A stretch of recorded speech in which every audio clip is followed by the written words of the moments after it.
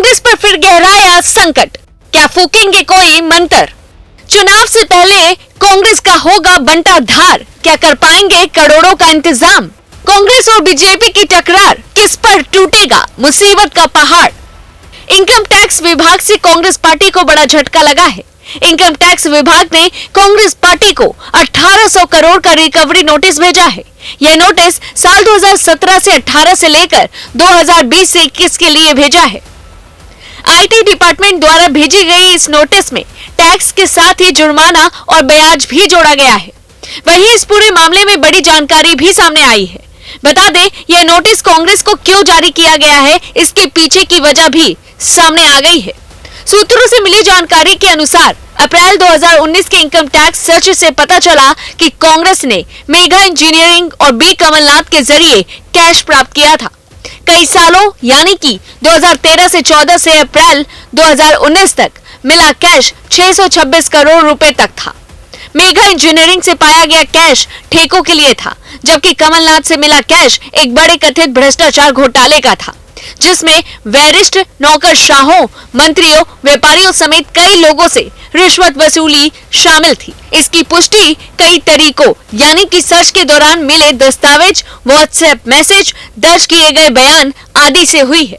बता दें कि कांग्रेस को मिले इनकम टैक्स विभाग के नोटिस पर राहुल गांधी ने शुक्रवार को कहा कि जब सरकार बदलेगी तो लोकतंत्र का चीरहरण करने वालों पर कार्रवाई जरूर होगी। कार्रवाई ऐसी होगी कि दोबारा फिर किसी की हिम्मत नहीं होगी ये सब करने की, ये मेरी गारंटी है। उन्होंने सोशल मीडिया एक्स पर #BJP टैक्स टेररिज्म लिखते हुए ये बात कही। अगर ये इंस्टीट्यूशंस अपना काम करते, अगर सीबीआई अपना काम करती, ईडी अपना काम करती, तो ये नहीं होता। तो उनको ये भी सोचना चाहिए, ये जो सब कर रहे हैं, कि किसी ना किसी दिन बीजेपी की सरकार बदलेगी और फिर कार्रवाई होगी। दरअसल इनकम टैक्स विभाग ने सुबह कांग्रेस को 1700 करोड़ रुपए का नया डिमांड नोटिस जारी किया। न्यूज एजेंसी के मुताबिक यह डिमांड नोटिस 2017 से 18 से 2020-21 के लिए है और इसमें जुर्माने के साथ ब्याज भी शामिल है। नए नोटिस को लोकसभा चुनाव से पहले नकदी संकट से जूझ रही कांग्रेस के लिए झटका माना जा रहा है। एक दिन पहले यानी कि 28 मार्च को ही दिल्ली हाईकोर्ट ने टैक्स असेसमेंट को लेकर दायर कांग्रेस की याचिका खारिज कर दी थी। अजय ने कहा, 1257 लोगों में से 52 लोगों के तो नाम भी नहीं है। ये 2017 से 18 का आंकड़ा है और इसके बाद हमने पिछले 2 साल का एनालिसिस किया। पिछले 2 सालों में 253 डोनर्स के नाम नहीं है। 2.5 करोड़ रुपए की राशि ऐसे लोगों से ली गई है जिनका नाम ही नहीं है। पिछले 2 साल में 126 लोगों से 1.05 करोड़ रुपए लिया गया है जिनका नाम ही नहीं है। इलेक्शन कमीशन और इनकम टैक्स विभाग भाजपा की इन कमियों पर आंख मूंद कर बैठी हुई है और सिर्फ कांग्रेस पर नजर डालती है। माकन ने आगे कहा कि जब कांग्रेस अध्यक्ष सीताराम केसरी जी थे, यानी कि 1993 और 94 के नोटिस हमें भेजे जा रहे हैं। हमें 53.9 करोड़ का डिमांड भेजा जा रहा है। इस तरह से पिछले 5 साल और 3 साल का डिमांड और बनाया जा रहा है। कुल मिलाकर इनकम टैक्स डिपार्टमेंट ने कांग्रेस से 1823 करोड़ रुपए की डिमांड की है।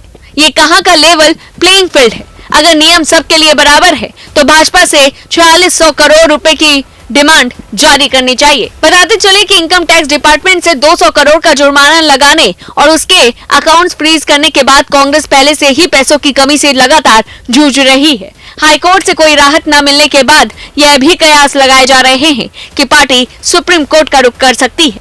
इनकम टैक्स ने 2018 और 19 के लिए टैक्स असेसमेंट को कांग्रेस के खातों से करीब 135 करोड़ की रिकवरी की थी। टेक्निकल इनकम टैक्स से संबंधित हमारे जो इनकम टैक्स को जो कोर्ट के अंदर जो बेंच देखता है, हम लोग उसके पास में गए और उसने हमारे को वापस एपेलेट ट्रिब्यूनल के पास में जाने के लिए भेजा है। हम पूरी तरीके से आश्वस्त हैं, हमें रिलीफ कोर्ट से मिलेगा ही मिलेगा, रोक नहीं सकते हैं और हम इसके बाद में सुप्रीम कोर्ट जाएंगे क्योंकि कानून हमारे साथ है। हमें हर हालत में रिलीफ मिलेगा, लेकिन जब हमारे को रिलीफ मिलेगा जब तक के इलेक्शंस खत्म हो गए होंगे। अब ऐसे में देखने वाली बात होगी कि क्या कांग्रेस इतनी रकम चुका पाएगी। इस पूरी खबर को लेकर के आपकी क्या कुछ राय है, हमें कमेंट बॉक्स में जरूर बताएं और ऐसी तमाम बड़ी खबरों से जुड़े रहने के लिए देखते रहिए न्यूज़ 1 इंडिया।